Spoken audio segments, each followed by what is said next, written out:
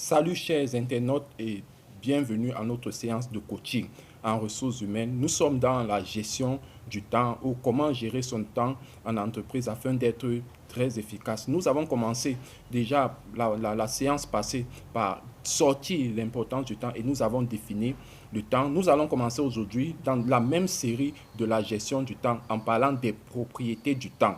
Quand on parle de propriétés du temps, on parle ici là des caractéristiques du temps. Qu'est-ce que c'est que le temps ou qu'est-ce qui caractérise le temps? Comment est-ce que le temps est pour mieux connaître ou bien pour mieux interagir ou bien pour mieux fructifier son temps, il faut connaître ses propriétés. Donc, dans nos recherches, nous avons pu élucider 5 caractéristiques du temps. Nous n'avons pas la prétention que ce soit exhaustif, mais déjà nous croyons que ces 5 éléments vont vous pousser davantage à mieux gérer votre temps ou à prendre le temps en considération lorsque vous avez des tâches accomplies. Première propriété, le temps est une ressource essentiellement intangible. Ça veut dire qu'on ne peut pas arrêter le temps. On ne peut pas prendre le temps, le mettre dans un sac ou bien le transporter. Le temps n'est pas matériel. Par contre, on peut mesurer le temps. On peut dire que tu as fait 5 heures de temps, ou bien tu as 10 minutes, ou bien tu as 3 secondes, ou bien tu as 10 secondes. Là, on peut mesurer seulement le temps, mais on ne peut pas arrêter le temps de manière physique. On ne peut pas le toucher. Deuxième propriété, on ne peut pas acheter ou vendre le temps.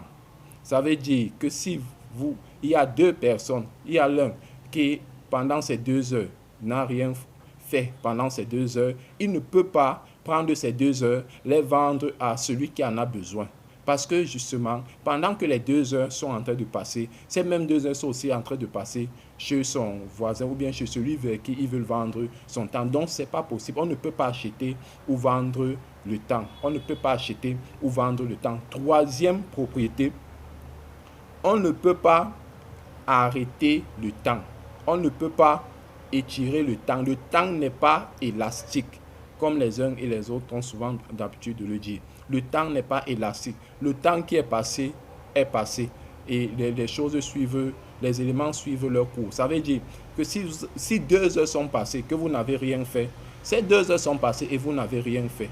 Ce temps-là, vous ne pourrez plus le rattraper. Si vous voulez le rattraper, vous allez sacrifier autre chose que vous deviez faire à la place des 2 heures que vous voulez sacrifier. Mais si vous avez déjà perdu 2 heures, la journée à 24 heures, vous avez perdu 2 heures, ça veut dire qu'il vous reste 22 heures. Donc ce temps est déjà perdu. Troisième propriété, le temps est égalitaire. Ça veut dire que nous avons tous le même temps.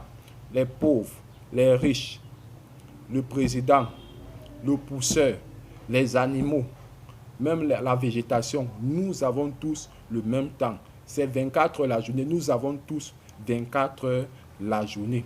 Et cinquième propriété, le temps ne s'arrête jamais.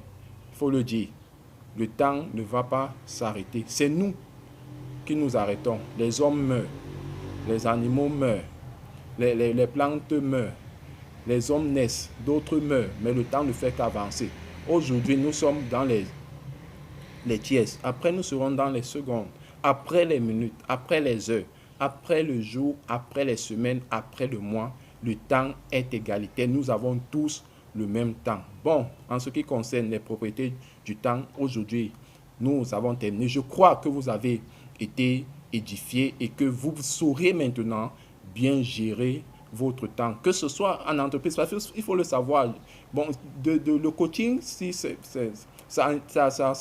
concerne les employés en entreprise, mais aussi nous aussi dans la gestion de la vie de tous les jours, que ce soit à la maison pour une femme qui est au ménage, dans un ménage, elle doit savoir qu'elle doit préparer, si elle doit laver, elle a beaucoup de choses à faire, elle doit s'occuper de l'âme, elle doit savoir gérer son temps pour qu'à la fin de la journée, elle soit très fière parce qu'elle a bien géré son temps. Donc, je pense que grâce à ces propriétés, vous savez maintenant quelles sont les caractéristiques du temps et vous savez maintenant comment faire pour gérer le temps en fonction de ce que vous avez appris. Je pense que nous avons terminé pour cette séance et prochainement, nous allons parler des bouffes-temps. Des bouffes-temps, ça veut dire ce qui vous interrompt dans l'accomplissement de votre objectif ou bien de votre tâche en journée. Par exemple, vous avez pour objectif peut-être de préparer, et je ne sais pas, Peut-être il y a votre copine qui vient vous rendre visite ou bien le téléphone est toujours en train de sonner. Il y a beaucoup d'éléments, des bouffes-dents qui font en sorte que vous ne puissiez pas utiliser le temps efficacement comme vous devez le faire. Nous allons parler prochainement de cela et ensuite nous allons dire comment est-ce que nous pouvons contourner ces bouffes-dents. Bon, je pense que vous serez davantage édifiés. Merci. Ciao.